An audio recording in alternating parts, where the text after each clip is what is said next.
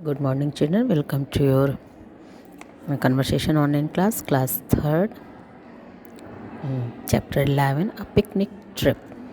Children, in this chapter, uh, a discussion about the picnic is running in the classroom among the students. The teacher enters in the classroom. कक्षा में विद्यार्थियों के मध्य picnic के बारे में चर्चा हो रही है. अध्यापिका कक्षा में प्रवेश करती है ना. जैसे क्लास में आपकी टीचर आती हैं ऐसे उन्होंने भी एंट्री की. एंड नाउ स्टूडेंट्स, उन्होंने गुड मॉर्निंग किया. मैम, सुप्रभात मैम. टीचर ने बोला good morning students, what are you talking about, tell me, what can I do for you children. सुप्रभात विद्यार्थियों, तुम किस विषय में बातें कर रहे हो, मुझे बताओ बच्चों, मैं तुम्हारे लिए क्या कर सकती हूँ. तो स्टूडेंट्स ने कहा ma'am, we are planning for a picnic trip and we need your permission as well as guidance. Madam, हम एक पिकनिक यात्रा के लिए योजना बना रहे हैं और हमें आपकी अनुमति और मार्गदर्शन की ज़रूरत है. सो टीचर ने बोला yes, okay, let me think about some places where we can enjoy our picnic day. ठीक है, मुझे कुछ स्थानों के विषय में सोचने दो जहाँ हम अपने पिकनिक का आनंद ले सकते हैं. स्टूडेंट्स ने बोला ma'am, please make a plan as soon as possible because we all are very eager to know where are we going. Madam, कृपया अतिशीघ्र एक योजना बनाएं क्योंकि हम यह जानने के लिए बहुत उत्सुक हैं कि हम कहाँ जा रहे हैं. ना, बच्चों में एक्साइटमेंट बहुत होता है. आप लोग भी कहीं जाना होता है तो खुश हो जाते हैं, कहाँ जाना है कहाँ जाना है. ठीक है. Now teacher, see children, only planning is not enough, but we have to book a transport facility, so we have to count the number of children who are interested, then we will decide where should we go. Ma'am, Swapnil ने कहा. पहले अध्यापिका ने कहा देखो बच्चों, केवल योजना बनाना ही पर्याप्त नहीं है, हमें कोई यातायात का साधन भी सुरक्षित करना पड़ता है ना. हम कहीं जाएंगे तो कोई ट्रांसपोर्ट तो चाहिए ही हमें, इसलिए यातायात के लिए भी हमें साधन सुरक्षित करना होता है. और जो बच्चे जाना चाहते हैं उन्हें काउंट करेंगे, फिर उसके बारे में निर्णय करेंगे कि हमें कहाँ जाना है. तो स्वप्निल ने कहा ma'am, whenever we will go for a picnic we will take some snacks with us. Madam, हम जब भी पिकनिक पर जाएंगे हम अपने साथ कुछ खाने का सामान लेकर जाएंगे. तो विकास ने कहा we will also take our music system with us, we will enjoy music there at the picnic place. हम अपना म्यूज़िक सिस्टम भी अपने साथ लेकर जाएंगे, हम वहाँ पिकनिक स्थल पर संगीत का आनंद उठाएंगे. तो टीना ने कहा we will play some games also, we will carry chess and ludo with me. Tina, हम कुछ खेल भी खेलेंगे और मैं अपने साथ शतरंज और लूडो लेकर जाऊंगी.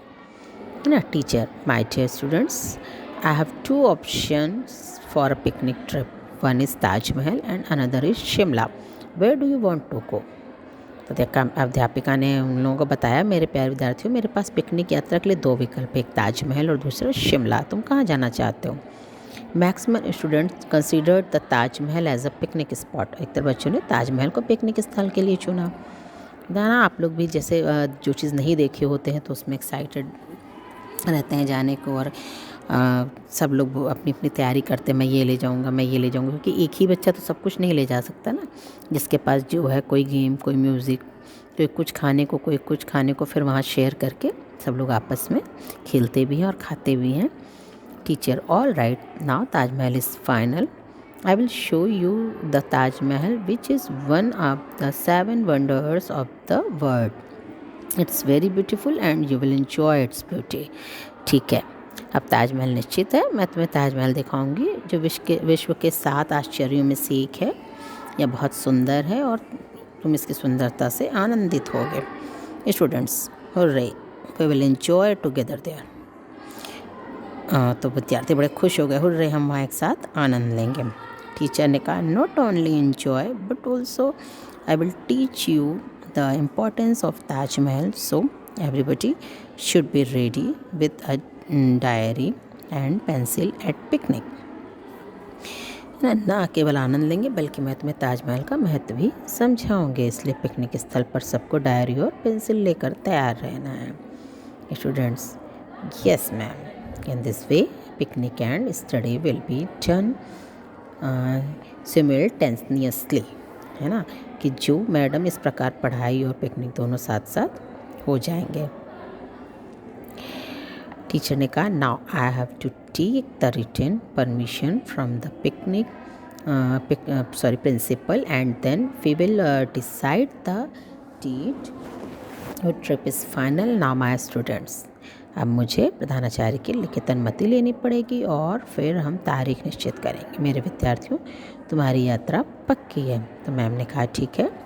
अब एक रिटन होता है ना कि आप प्रिंसिपल से भी थोड़ा सा एक परमिशन लेना होता है, तो उसके लिए हम ले लेंगे। उसके बाद डेट वगैरह डिसाइड करना होता है। तो उन्होंने कहा अब हम ये सब करेंगे। स्टूडेंट्स कहा, thank you ma'am, we will all very happy with your decision. Madam, सब लोगों ने मैडम का थैंक यू बोला।